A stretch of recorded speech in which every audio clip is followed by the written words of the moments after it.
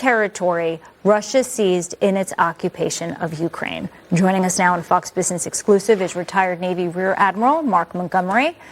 He's a senior fellow at the Foundation for the Defense of Democracies. Thank you for joining us. Thank you for having me. We've been talking about how the president is trying to be the peacemaker in chief. And what does a peace deal between Azerbaijan and Armenia actually look like? Because those two have been fighting since the 80s.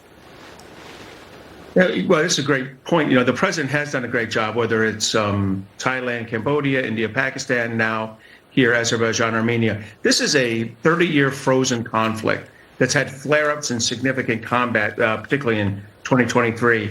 This deal by the president really reframes it not as a territorial problem, but as an economic issue. And that's smart because that's someplace where both countries can profit. The United States can lead it in finance and also profit from it. So he's reframed this frozen conflict that was really based on territorial differences and constitutional issues as an economic issue. And in doing so, he's brought both countries to the United States to sign an agreement with each other, and then separately, bilaterally, each with the United States. So it's using trade as a weapon, but also as a way to get countries to come together. Let's talk about Russia and Ukraine. You have this war going on for over 3 years now. If President Trump and President Putin meet for the first time since 2019, next week, Fox is reporting it's likely at the end of next week. We're not certain where yet. I mean, obviously, for there to be a one-on-one meeting, Trump must think that Putin is ready to give something. What could that be? You know, I think at a minimum, Trump's going to insist a cessation to the airstrikes on civilian infrastructure. Those are the cruise and ballistic missiles and the drones, the Shahed drone variants that hit Ukrainian cities every night and pretty indiscriminately hit civilian infrastructure. So first, as he has said multiple times, Vladimir, stop. That has to stop. And then they'll have to frame what a long-term deal looks like. And President Zelensky has already had these conversations with President Trump. And I think we understand where Ukraine is. Now the question is, will President Putin come to that same conclusion with the president?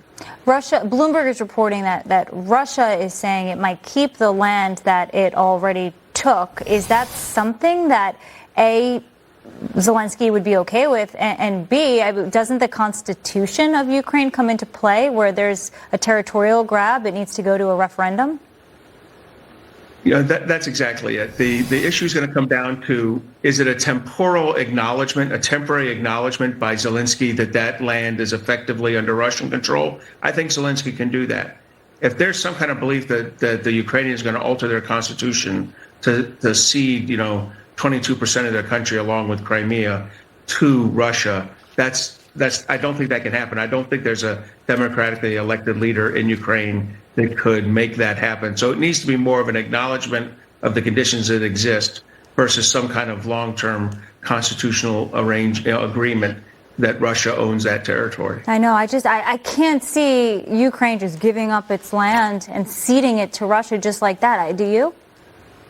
I don't. I think there's been too much sacrifice. And we have to say the Ukrainians have, there's been a lot more combat deaths by the Russians. I get that, but they were a 5 or 6 times greater population at the beginning of the war. Ukraine has sacrificed so much. Their economy is, in tatters. There's hundreds of billions of dollars of damage throughout the country that needs to be rectified.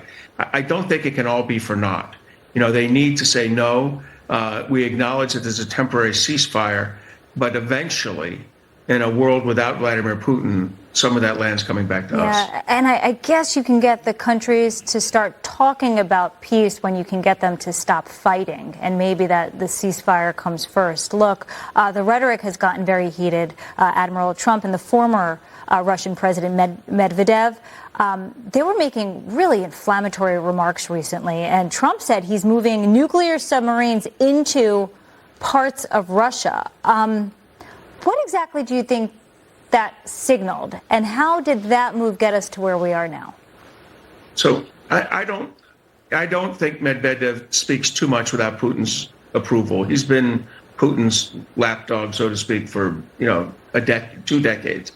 Having said that, he did go too far. He was outright disrespectful to the president.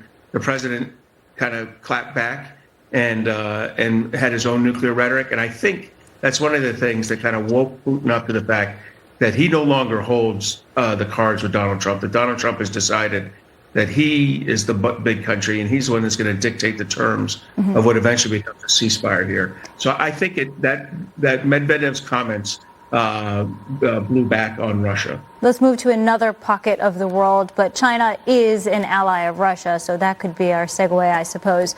You were recently running war games in Taiwan. You met with the president of Taiwan. How vulnerable is that island to an invasion and a takeover by China?